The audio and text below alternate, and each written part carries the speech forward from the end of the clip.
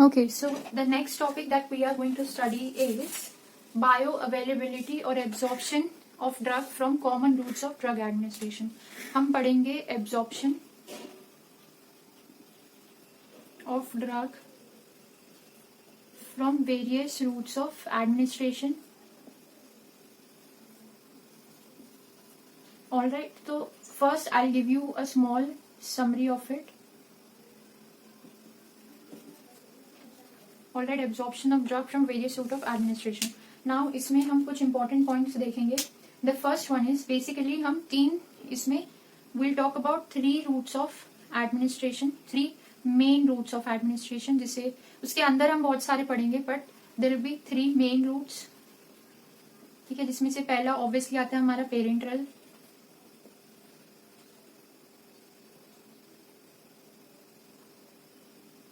parenteral. Next आएगा हमारा एंटरल, जो कि हमारे सारे जो भी एक्स्ट्रा वस्कुलर रूट्स होते हैं, oral, nasal, rectal. Alright, enteral routes. And then next आता है अदर रूट्स. अदर रूट्स में हम पढ़ेंगे ट्रांसडर्मल और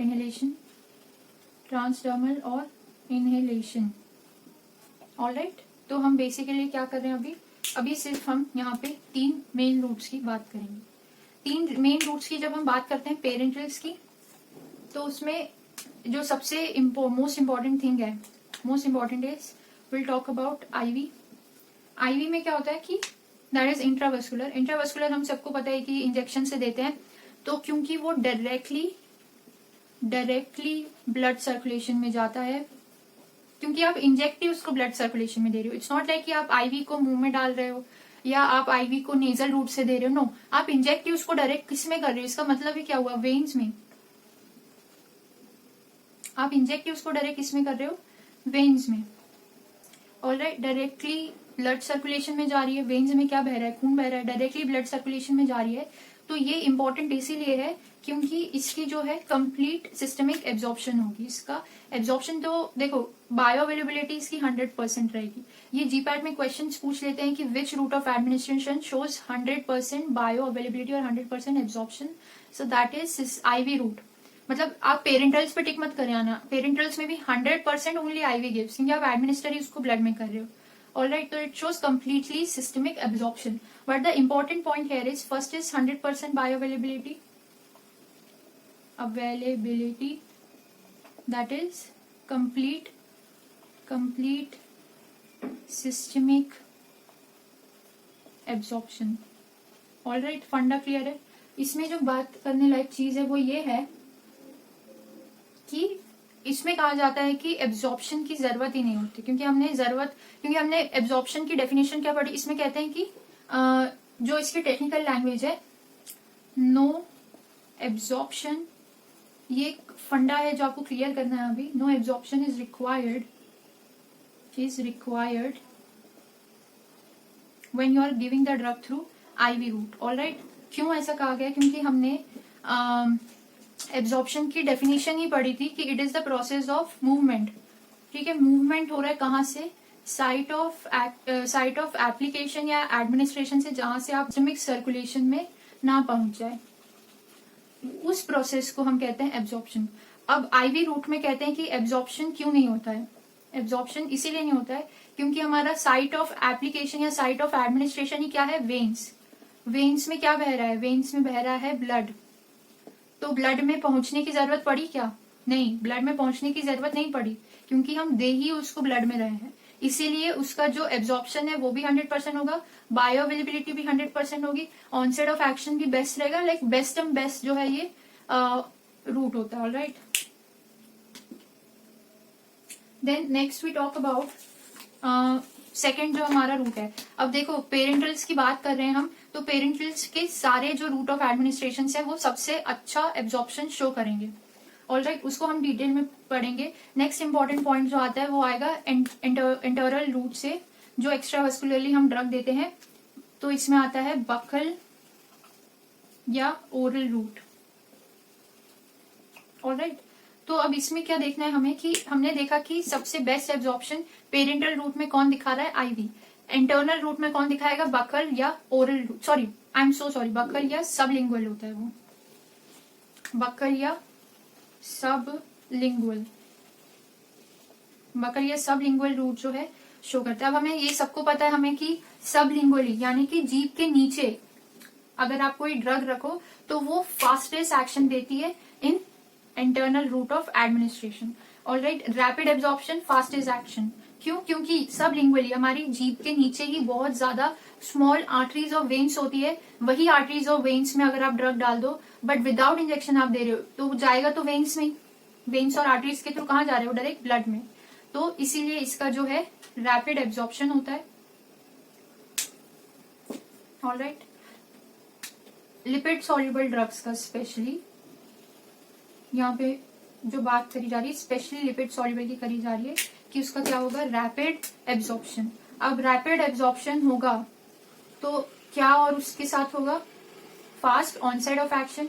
ऑनसेट ऑफ एक्शन भी सही रहेगा, थेरापेटिक रिस्पॉन्स भी जल्दी मिलेगा। ठीक है, अब मैं आपको एक सिनेरियो समझाती हूँ। जब आपको चक्कर आते हैं, आपने कुछ नहीं खाया, आपने व्रत रखा हो, ऑलराइट, अब आपको चक्कर आ रहे हैं और आप ऐसी जगह पे हो कि आप गिर रहे हो, चक्कर खा के गिर रहे हो, पर आपको एकदम से आप हॉस्पिटल जाके आईवी नहीं लगा सकते क्योंकि आपको चक्कर आते हैं, आप हॉस्पिटल जाते हैं, आप बेहोश होते हो, आप हॉस्पिटल जाते हो तो सबसे पहले डॉक्टर जो है आईवी के थ्रू आपको ग्लूकोज चढ़ाते हैं। आप विद इन मिनट्स में आप उठ के खड़े हो जाओगे अगर नॉर्मल सा अगर आपने खाना वाना मिस स्किप कर दिया उसकी वजह से। अब आप कहीं ऐसी जगह पे हो जहां आप शायद अकेले हो, आप अकेले मैनेज नहीं कर पा रहे हो, जगह अननोन है, आपको कोई पहचानता नहीं, आप किसी को जानते नहीं, अब आपको चक्कर आ रहे हैं, अब आप एक जगह जाके बैठ गए बट आपने खाना नहीं खाया है और आप बस गिरने ही वाले हो, तो क्या आप वहां पे अपना लंच खोल के बैठोगे कि मैं लंच खा लेती हूँ? क्योंकि खाना तो जाएगा पहले पेट में, फिर पेट से जाएगा आपके इंटेस्टाइन में एब्जॉर्ब होके, फिर वो आपको 30 मिनट के बाद जो है आप अपने अंदर एनर्जी फील करोगे। तो आपके पास आईवी भी नहीं है, आपके पास आईवी सेट नहीं है, आपके पास ग्लूकोज नहीं है कि आप चढ़ा सको अपने आप को, तो आप क्या करोगे? आप अपने जीभ के नीचे शक्कर रख लो या कुछ भी मीठा रख लो, तो उसको आपको चबाना नहीं है, उसको आपको चूसना है। ठीक है, you don't have to swallow it, you don't have to chew it, you just keep it in your mouth for few minutes और आप देखोगे कि आप उठ के खड़े हो जाओगे। ये प्रैक्टिकल एक्सपीरियंस है विद इन मिनट्स। क्योंकि क्या होता है सबलिंगुअली, जैसा मैंने आपको बताया, जीभ के नीचे, आपके टंग के नीचे बहुत वास्ट और बहुत मेजोरिटी में आर्टरीज और वेन्स का जो सर्कुलेशन होता है, ब्लड सर्कुलेशन वहां पे बहुत ज्यादा होता है क्योंकि वहां पे आर्टरीज और वेन्स रहती है जो ड्रग कहाँ पहुंचाएगी? डायरेक्ट ब्लड सर्कुलेशन में। ऑलराइट, बट ये कौन सा फॉर्म हो गया? ये external route of internal route of administration हो गया। ठीक है, ये बात हुई second main route of administration की। अब आते हैं थर्ड पे। थर्ड में हमने देखा अदर में ट्रांसडर्मल एंड इनहेलेशन। तो नेक्स्ट की बात करूंगी मैं इनहेलेशन की। इनहेलेशन में भी रैपिड एब्जॉर्प्शन होता है एज कंपेयर्ड, इसमें रैपिड एब्जॉर्प्शन होता है। ऑलराइट, तो ये एक सेकेंड, रैपिड एब्जॉर्प्शन, तो ये हर रूट की मैंने क्यों पढ़ाई आपको? Comparative study. मैंने पेरेंटल में आपको आईवी बताया, इंटरनल रूट में आपको बकल कैविटी या सबलिंगुअल रूट बताया और अदर रूट्स में इनहेलेशन बताया, क्योंकि ये different routes of administration, different major route of administration के फास्टेस्ट एब्जॉर्बिंग रूट्स हैं। अगर आप इन रूट से आईवी नहीं तो बकल, बकल नहीं तो इनहेलेशन, इनहेलेशन नहीं तो सबलिंगुअल, नहीं तो आईवी रूट से आप सबसे ज्यादा जल्दी एब्जॉर्प्शन अचीव कर सकते हैं, सबसे ज्यादा जल्दी बायोअवेलेबिलिटी शो कर सकते हैं, सबसे ज्यादा जल्दी थेरापेटिक रिस्पॉन्स अचीव कर सकते हैं, क्योंकि जितना ज्यादा जल्दी एब्जॉर्ब होगा उतना ज्यादा वो प्लाज्मा ड्रग कंसंट्रेशन फॉर्म करेगा और जितना जल्दी प्लाज्मा ड्रग कंसंट्रेशन को छुएगा उतना ज्यादा जल्दी वो थेरापेटिक या फार्माकोलॉजिकल एक्शन शो करेगा। ऑलराइट, अब क्या है कि ये जो है पेरेंटल, इंटरनल और अदर रूट्स के सबसे 3 मेन हीरोज हैं और इनको लिखा भी उन्हीं की in the I think decreasing order of their absorption, कि आईवी जो है बिल्कुल मेन हीरो है आपका, ट्रिपल स्टार आईवी, बकल उससे थोड़ा कम है और इनहेलेशन बकल से थोड़ा कम है। ऑलराइट, तो मतलब आपको ये जीपैट पॉइंट ऑफ व्यू से भी आपने पढ़ लिया और एक प्रैक्टिकल पॉइंट ऑफ व्यू से भी पढ़ लिया कि आपके पास हॉस्पिटल में बिल्कुल इमरजेंसी में पेशेंट आ रहा है, मरने और जीने की स्थिति में आईवी दो। अगर आप ऐसी कंडीशन में जहां सर्वाइवल पॉसिबल है पर आपके पास आईवी रूट ऑफ एडमिनिस्ट्रेशन या सबलिंगुअली दे दो। आप ऐसी कंडीशन में जहां आपके पास इनहेलेशन है, ये 2 रूट्स नहीं है, इनहेलेशन और ट्रांसडर्मल है, तो आप इनहेलेशन दे दो क्योंकि उसका रैपिड एब्जॉर्प्शन होता है। Alright, so I hope I made my self clear in this Now we'll be studying all the remaining routes of application in the parental, enteral and other routes. ठीक है, हमने यहाँ पे IV, buccal and sublingual and inhalation route की बात तो कर ली. अब हम आते हैं पेरेंटल पे ही, जो हमारा नेक्स्ट रूट आता है, सेकेंड रूट, जिसको हम कहते हैं intramuscular injection. Alright, IM route, intramuscular injection. तो इसमें रैपिड एब्जॉर्प्शन होता है. रैपिड एब्जॉर्प्शन, अगर जो आपका इंजेक्शन है वो एक्वा सोल्यूशन में आप बना रहे हो ड्रग को, if you are administering the drug through aqua solution, इसका एब्जॉर्प्शन फास्ट होगा. बट अगर आपने इस ड्रग को स्लोअर एब्जॉर्प्शन इसलिए लिख रही हूँ क्योंकि हम कंपैरेटिव स्टडी कर रहे हैं. स्लोअर एब्जॉर्प्शन तब होगा अगर आपने IM रूट से नॉन एक्वस सोल्यूशन के थ्रू ड्रग को दिया, या जिसे हम कहते हैं ऑयली या लिपिड सॉल्युबल ऑयली सोल्यूशन, तो स्लोअर एब्जॉर्प्शन होगा. ऑल राइट, नेक्स्ट आता है हमारा subcutaneous route. In this we are talking about parental routes. में आता है नेक्स्ट सबक्यूटेनियस. सबक्यूटेनियस में रैपिड एब्जॉर्प्शन होगा एक्वा सोल्यूशन के through. Rapid absorption through aqua solution.